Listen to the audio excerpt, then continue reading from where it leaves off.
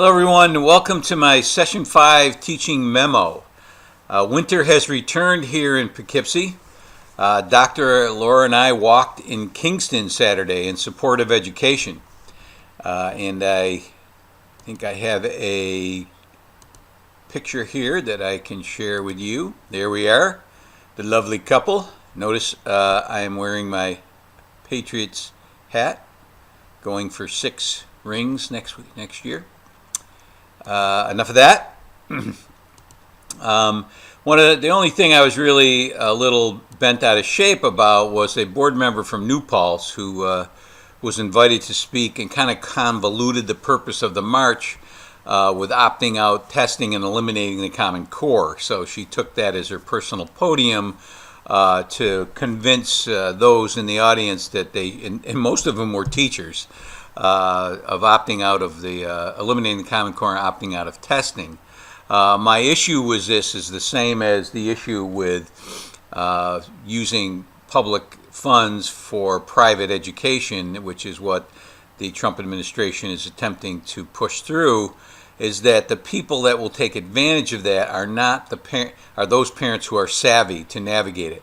Which parents are opting out of the Common Core testing or out of state assessments? Well, it's parents of high-end socioeconomic status parents, not parents living in the stress with poverty. They could care less if their kids take a test or not. So it'll be the same with parents who take advantage of vouchers or going to getting out of a lousy school district and going to a private school.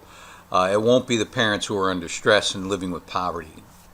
So that's my issue. That's enough political talk from Dr. Tom. Occasionally you may find a link that doesn't work on an assignment or assignment that does not function properly. Please let me know. A lot of you have contacted me already. I received an email about in my 23 section that I hadn't made available the feedback survey. And so I went in and I thought I made it available. The student wrote me back and said, Dr. Tom, I still can't find it. And I went back and it still wasn't available. So please make sure if you find something that's not working or something that I said should be there and isn't, please email me ASAP. I want to thank all of those of you who took the survey in last session's assignments. If you haven't done it, go back and do it because I've read every comment. Of course, I can't tell who the comments are from. I just have the comments. So I appreciate that.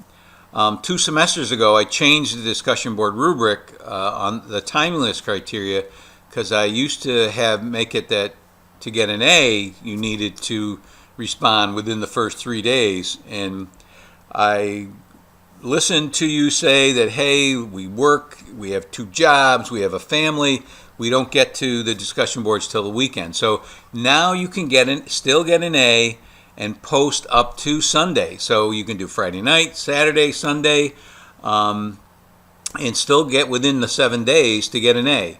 If you want, and then it starts to decrease. It goes 8, 9, and then at 10, after 10, it's all the same. You're going to get the lowest mark on your initial post. So remember, it's just your initial post that has to be within that timeline.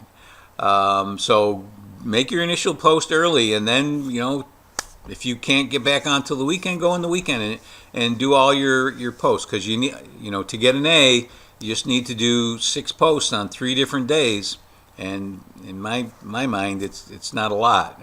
Also, remember that you have to cite evidence from our readings, my presentation, or other quote-unquote relevant material in 4 of your 5 response posts. If you're only doing 6, 4 of those have to have citations in them.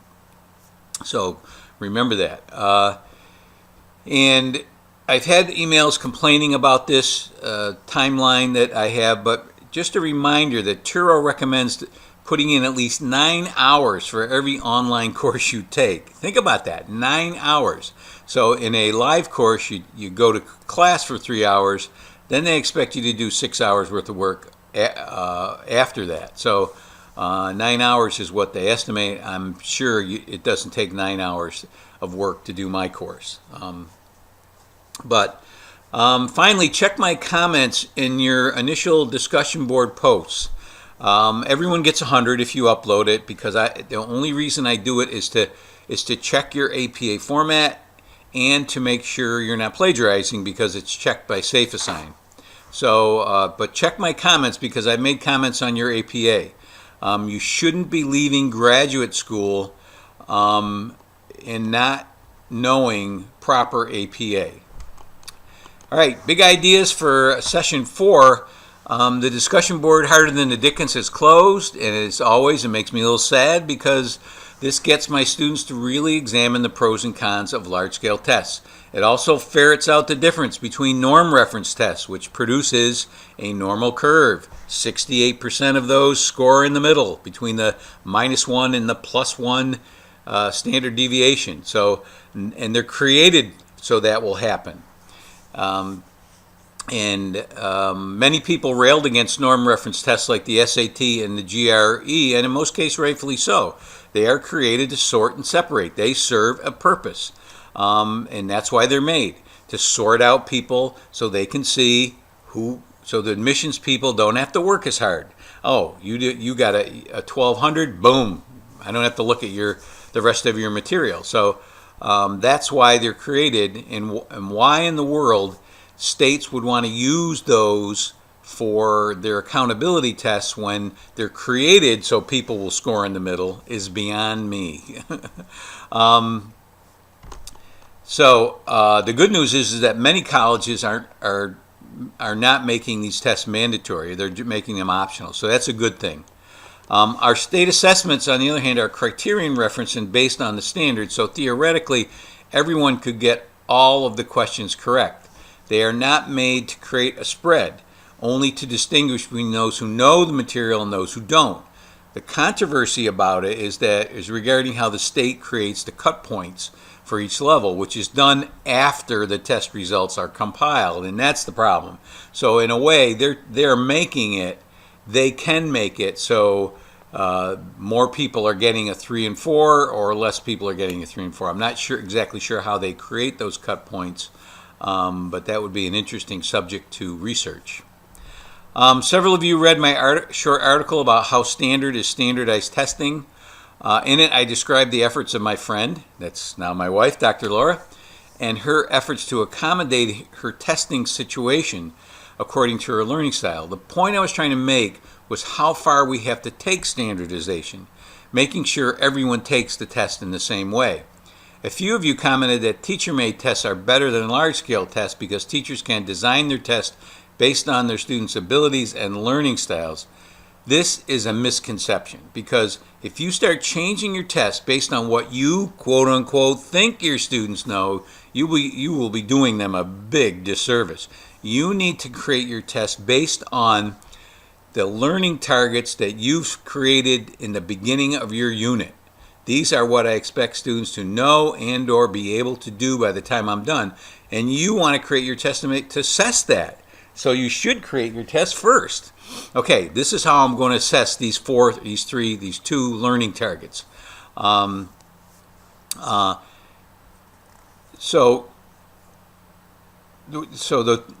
of the big questions is you need to be able to answer is, where am I going? Where am I now? How can I close the gap? And this is typically done when where am I going is when you take your learning targets and you share them with your students, which should be part of everybody's educational plan. How are you going to share your learning targets with your students? Where am I now? Formative assessment. Students are looking at formative assessment, self-evaluating and saying, okay, this is where I am now. And then how can I close the gap? They work with you as a teacher to do that. How do I get from where I am to mastery of this learning target? So can we modify environmental preferences without damaging the overall integrity of the exam? I think it's a good idea.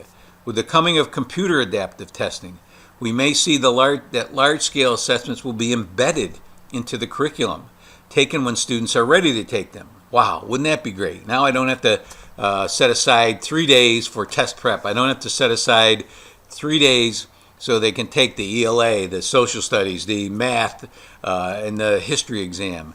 To me, this would be ideal. So when you're done, okay, go over there, sit down at the computer, and take your test. So that's something that I'm hoping is on the future. Smarter Balanced, one of the consortiums that have been that were set up to design Common Core tests, is doing this, but many states are opting out of using them because of the pushback from parents about the Common Core and Common Core testing. Several of you also discussed how teachers should become involved in creating the state assessments.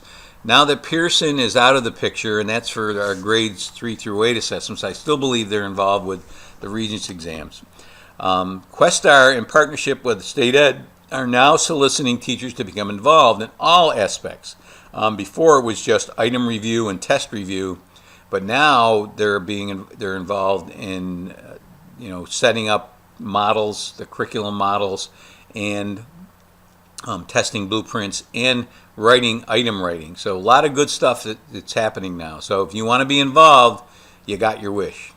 So I hope you found this discussion board worthwhile. I certainly felt it was. Coming up, validity and introduction to the EdTPA special education. So I have 5 learning targets here. You can read them. They're also in the folder for session 6. This week we're going to explore the second leg of the test creation triangle. Reliability was the first, validity is the next. You will learn from Popham that it's not the test itself that is valid, but the inferences that we can make from the test results.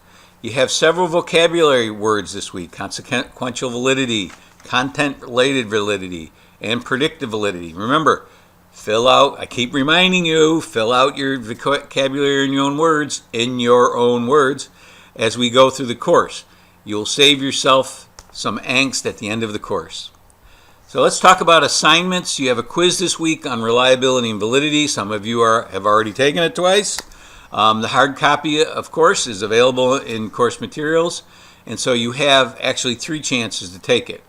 1, you take the hard copy, go in and talk about it in the quiz discussion board. 2, take it the first time online, go in and talk about the ones you got wrong. And then a third time taking it online. So you should continue reading in Popham, Chapter 4, and Cohen and Spencer, Chapter 5. That's both reliability and validity. I don't believe Cohen and Spencer talk about absence of bias, but there's no discussion board this week. Yay! However, I've made the initial selected response test discussion board available for those eager beavers. You will post it in your discussion board group, and if I haven't done it, I'll go in there and make groups.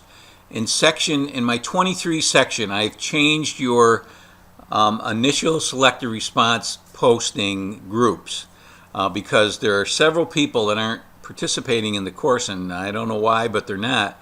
And a lot of them were in the same group, so I've tried to spread those out among all 4 groups so that you won't be penalized by not getting feedback.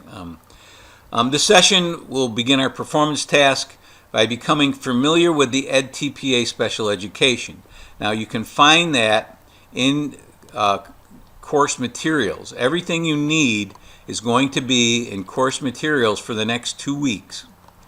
Course materials, handouts,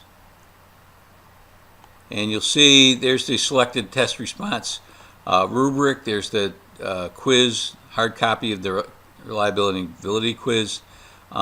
This is your rubric. Make sure you look at that. Notice question type. There are at least equal mix of reasoning and knowledge questions.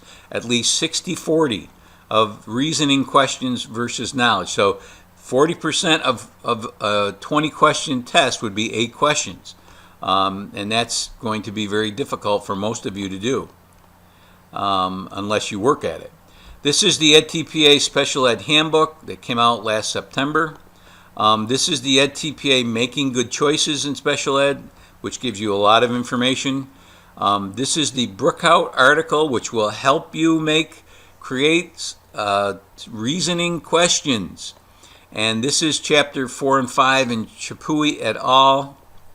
Chapuis, Stiggins, Chapuis, and Arter, 2012, which will it'll talk about learning targets in chapter 4, talk about creating a selective response test in chapter 5.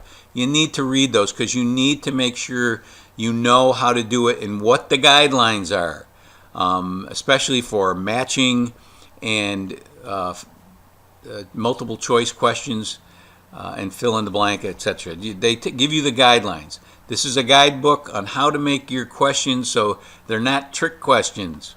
These are resources for creating learning targets, and these are verbs.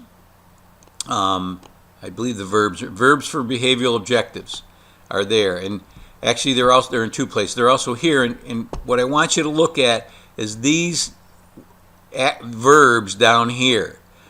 Avoid using them in your learning targets. Understand, appreciate, realize, become familiar with, comprehend, know, students will know, learn, students will learn. Those aren't use the verbs that are in this document that I've given here to make your objective specific and measurable.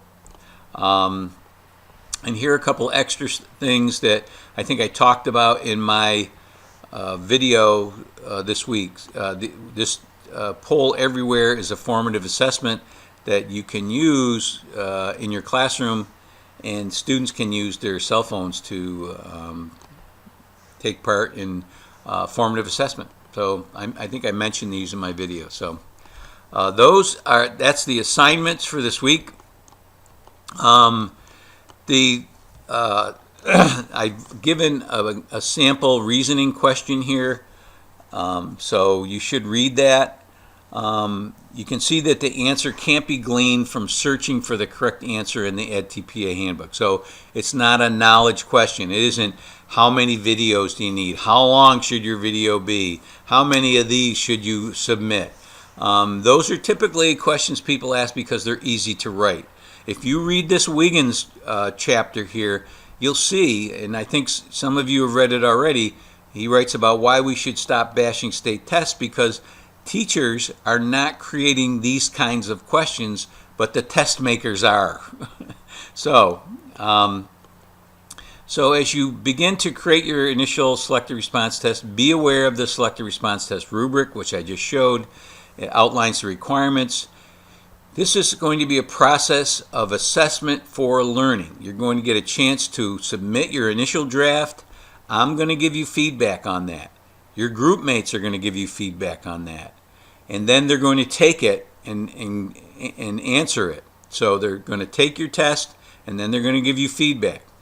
Then you're going to revise your test. I'm going to create new groups, and a new group of people will take your test and give you feedback again. So by the time you submit your final product, it should be in real good shape. So please, please, please watch my test creation video. It is a must. And then keep notes on the process because you're going to be asked in your 3-part analytic summary, which is due on the last session. Excuse me. You're going to be asked about the process. What did you learn about creating the selective response test? And so take notes. So that's it. Spring is only 15 days away. I will see you in 1 week.